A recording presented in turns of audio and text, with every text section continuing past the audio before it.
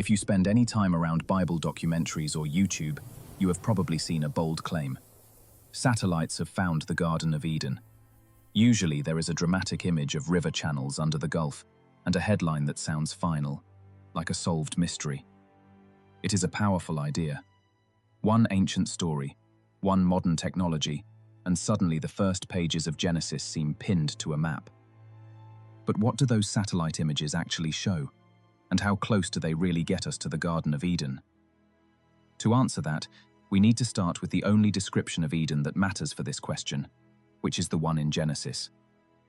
In that story, Eden is a place where God plants a garden and places the first humans. A river flows out of Eden and then splits into 4 branches. The text gives the names of those rivers: the Pishon, the Gihon, the Tigris, and the Euphrates. It also mentions a land called Havilah, where there is gold and aromatic resin. That is all we have to work with. Already you can see the problem. 2 of those names are familiar. The Tigris and the Euphrates still exist today. They run through modern Turkey, Syria, and Iraq. People have lived along them for thousands of years. The other 2, Pishon and Gihon, are not so clear.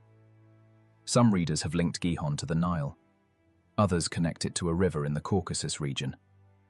Pishon has been tied to different rivers in Arabia. There is no single agreed match. The text gives us just enough detail to be interesting and not enough to settle the question. That has not stopped people from trying.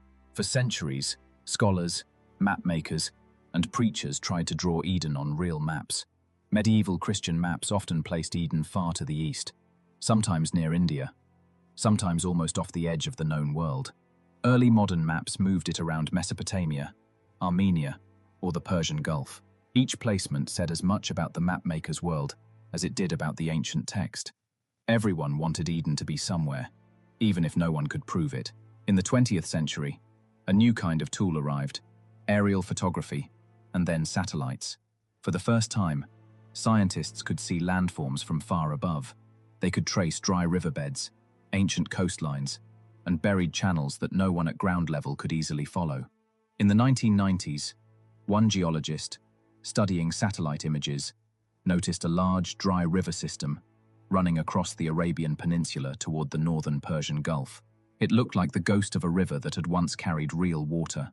That ancient channel, sometimes called the Kuwait River in modern writing, showed up clearly in radar and satellite images. It seemed to start in the mountains of western Arabia and then flow northeast toward the Gulf, where it would have met the sea at a time when sea levels were lower.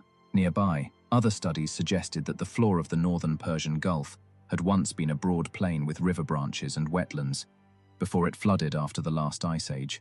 Suddenly, a picture began to form. Some writers looked at that picture and saw an answer to the Eden puzzle. They proposed that the northern Persian Gulf plain, now underwater, could match the land of Havilah, rich in resources. The dry Arabian River could match the Pishon.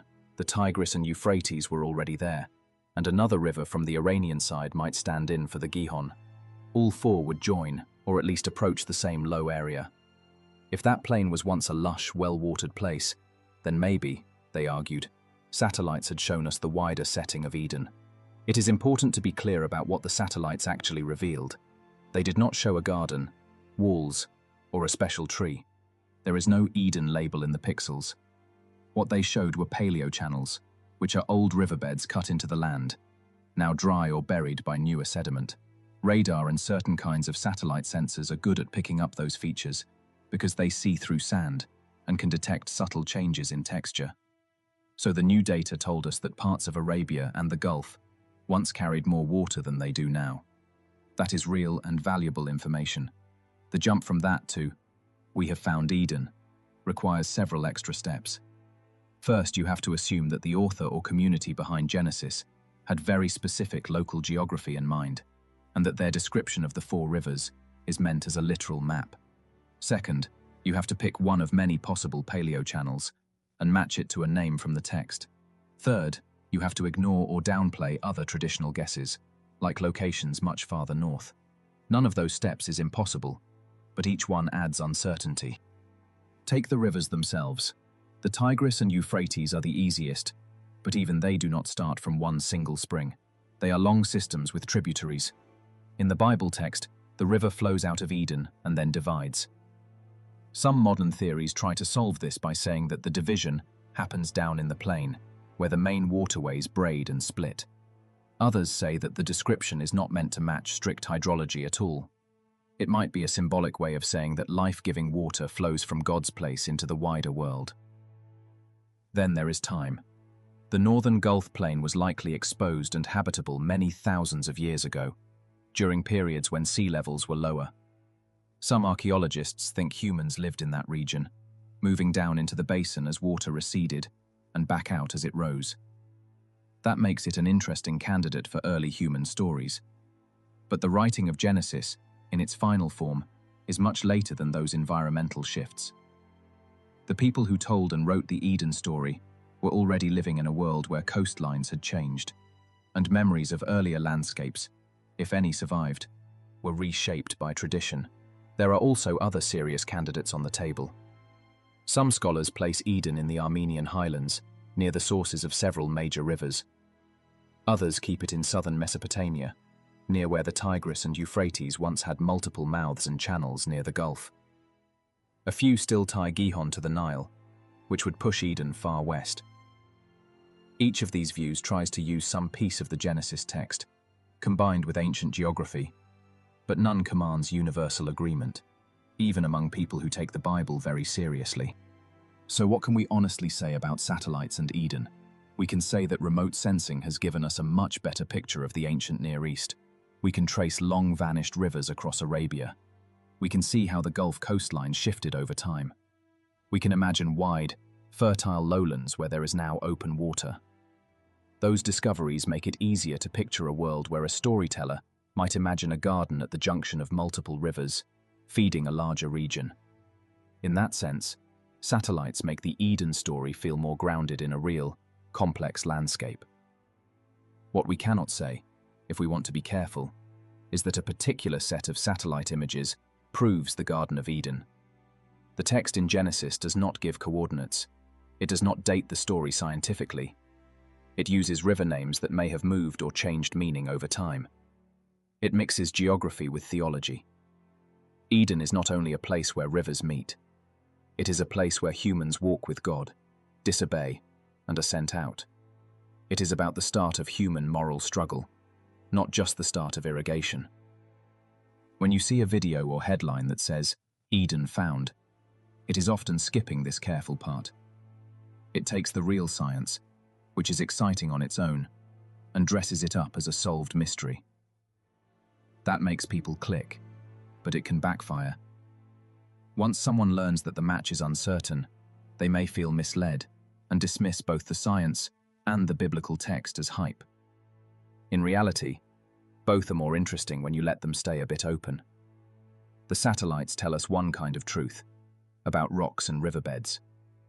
The story tells a different kind of truth, about how people understood their world and their place in it. The better question might be this: why do we want Eden to be on a map so badly? Part of it is simple curiosity. If a story gives names and places, humans naturally want to see where it really happened. Part of it is the hope that a physical discovery will make a faith claim feel more solid. If there is a point on Earth where we can say, "This is where it all began," that can feel reassuring. At the same time, there is a risk in demanding that an ancient story behave like a modern GPS record. Looking back at the satellite claims, the most honest answer is probably a middle one. Satellites have not found the Garden of Eden, in the sense of a fenced garden with a tree and a gate. They have, however, helped us find lost rivers and drowned plains that make the world of Genesis more three-dimensional. They show that the region between Mesopotamia, Arabia, and the Gulf has a deep, shifting history of water and settlement. If someone long ago told a story about a rich, watered place from which life spread outward, they were not imagining that in a vacuum. So did satellites really find Eden? Not in the simple way a headline suggests. What they found are clues about landscapes that could have inspired or shaped stories like Eden.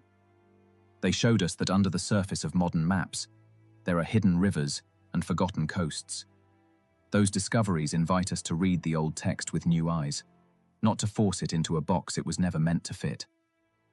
In the end, the Garden of Eden remains partly on the page, partly in the earth, and partly in the human desire to see our beginnings written into both.